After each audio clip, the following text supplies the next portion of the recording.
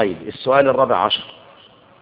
يقال إن سيد قطب أكثر الناس في هذا العصر بين أنواع التوحيد الثلاثة: الألوهية والربوبية وتوحيد الأسماء والصفات. بيقولوا كده، يقولون أن سيد قطب أكثر الناس بيانا للتوحيد في هذا العصر، وهذا يقول دعاة سلفيون. فأجاب الشيخ مقبل في سيد قطب قائلا: هذا ليس بصحيح.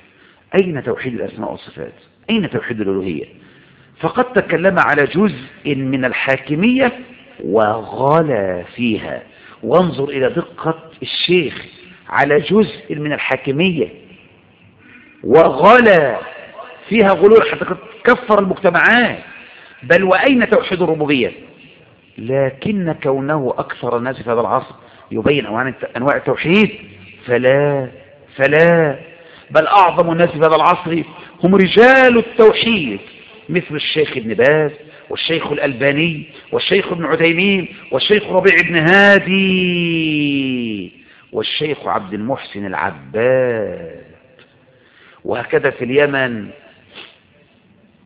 الشيخ محمد بن عبد الوهاب والشيخ أبو الحسن المصري والشيخ عبد العزيز البرعي وغيرهم من المشايخ الذين قاموا بخدمة طيبة للسنة. وانتبهوا يا معشر الشباب، انتبهوا يا معشر الشباب، انتبهوا يا من تروجون لسيد قطب، انتبهوا يا من تجعلون في كتبكم علو الهمة وغيره ومواقف إيمانية وغير هذه الكتب. انتبهوا وأنتم تقولون: عاش سيدا ومات سيدا وعاش قطبا ومات قطبا.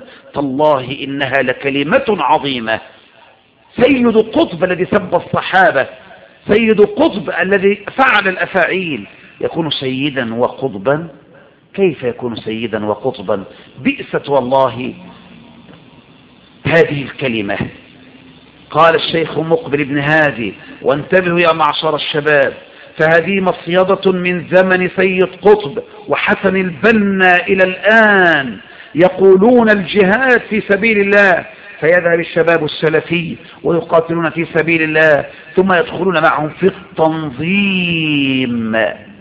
التنظيم الحزبي الإخواني الجهادي التكفيري. ثم انظر إلى هذه الكلمة الرائعة.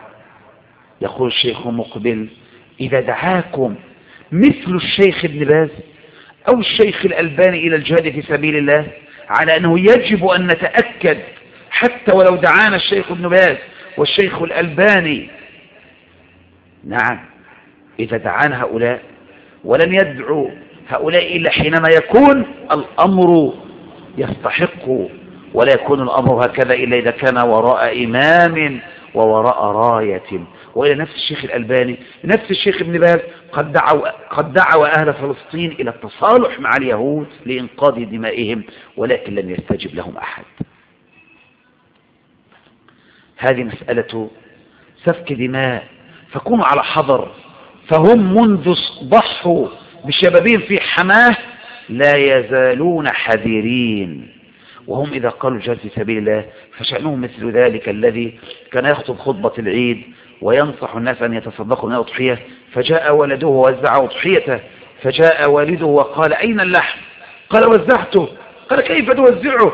قال: لم تقل للناس يوزعون؟ فقال: نحن قلنا يا أيها الناس، أو يا أيها نحن يا ابني. احنا قلنا يا أيها الناس وزعوا ضحاياكم، ما قلنا يا أيها نحن.